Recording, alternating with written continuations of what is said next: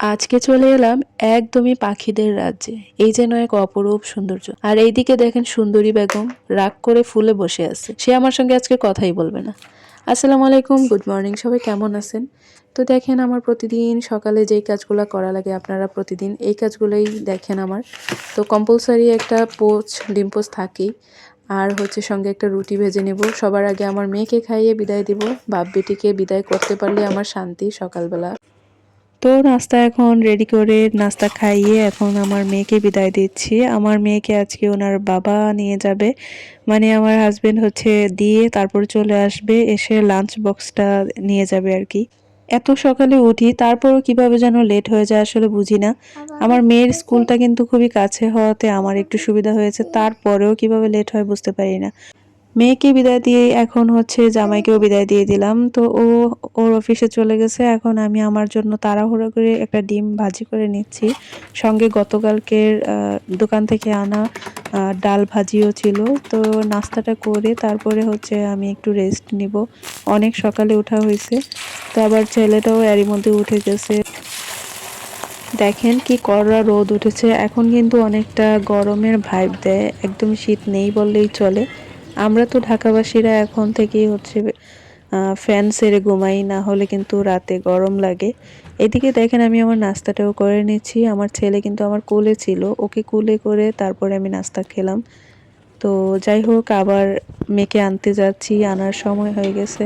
কিভাবে যে সকালটা পার হয়ে যায় আমি কিন্তু একদমই টেরই পাই না। তো এখন কিন্তু বাজে প্রায় 10:30।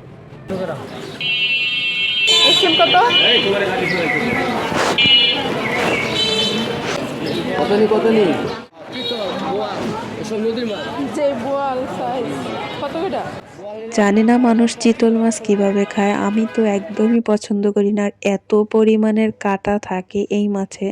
আমার আম্মু অনেক খাইয়েছে আমাদেরকে এইসব মাছ, একদম নদী নালার একদম ফ্রেশ ফ্রেশ তাজা বিশাল বিশাল সাইজের মাছ আমার বাবা হচ্ছে ধরতো। তো ধরার সিস্টেমটা হচ্ছে আমার আব্বু অনেক শৌখিন ছিল মাছ ধরার ব্যাপারে। খুবই খুবই খুবই শৌখিন ছিল। একদম 1 মাস 2 মাসের ছুটি নিয়ে আসতো। আমার আব্বু সরকারি জব করতো, পুলিশে ছিল। তো উনি হচ্ছে প্রত্যেক বছর একটা টাইমে হচ্ছে অনেক দীর্ঘদিন ছুটি নিয়ে আসতো শুধুমাত্র এই মাছ ধরার জন্য।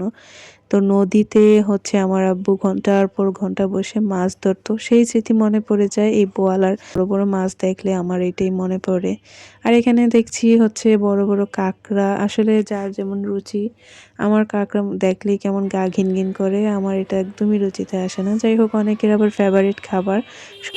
এইদিকে আমার মেয়ের হচ্ছে খুবই ফেভারিট ফুচকাওয়ালা মামা, ওনার থেকে সে হচ্ছে ফুচকা খাবেই খাবে, প্রতিদিনই খায়, মাঝে মধ্যে মিস যায় আর কি।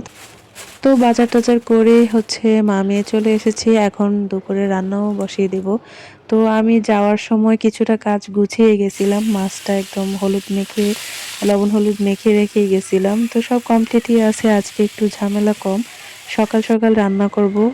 এই যে সুন্দর করে একটা ডাল রান্না করে নিয়েছি টমেটো দিয়ে, ডালটা আজকে ভীষণ মজা হয়েছিল। আর এখানে হচ্ছে শাকটাকে একটু নরম করে লবণ দিয়ে তারপরে হচ্ছে আমি ভাজিটা করি। আমার শাক ভাজিটা হয়ে গেলেই রান্নাটা কিন্তু কমপ্লিট হয়ে গেছে। তো আমি ভাত একপাশে হচ্ছে বসিয়ে দিছি, ভাতটা সবার পরে আজকে বসাইলাম। তো রান্নাটা তো শেষ হয়ে গেল, রান্নাঘরটাও গুছিয়ে নিয়েছি মোটামুটি। আর এবার হচ্ছে আমার প্রতিদিনের যে কাজটা থাকে এটা সবার লাস্টে করি। তো গাছটাকে হচ্ছে মানি প্ল্যান্টটাকে আমি সুন্দর করে এখন পানিটা চেঞ্জ করে দিলাম একটু ধুয়ে টুয়ে।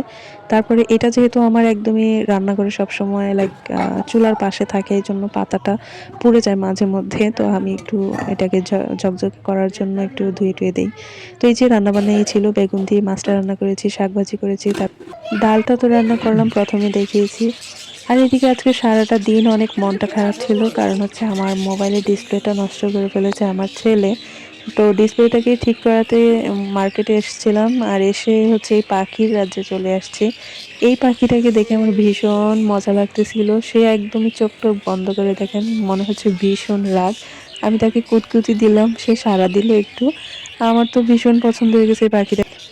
উনি যতই সুন্দরী হোক আমার বাসায় ওনাকে নেওয়া যাবে না একদমই, কারণ আমার ছেলে ওনাকে গলা টিপ দিয়ে মেরেই ফেলতে পারে। যাই হোক, তো আমি ওনাকে একটু সুরসুরি দিচ্ছিলাম, এতে উনি বেশ সাড়া দিয়েছে। আমার ভীষণ কিউট লাগতেছিল এই পাখিটাকে, খুবই পছন্দ হয়ে গেছে। ওর গাল ফোলানোটা দেখে আমার ভীষণই ভালো লাগতেছিল। এই দেখেন আরেক সুন্দরী এখানে বসে বসে আর চোখে খেলে আমার দিকে তাকাচ্ছে, আমি কি করছি সেটাই নোটিস করছে হয়তো। তো যাই হোক, আমি যে ওনার ভিডিও করছি সেটা হয়তো টের পেয়ে গেছে। তো আজকে ভিডিওটা এখানেই শেষ করছি। সবাই ভালো থাকবেন। আল্লাহ হাফিজ।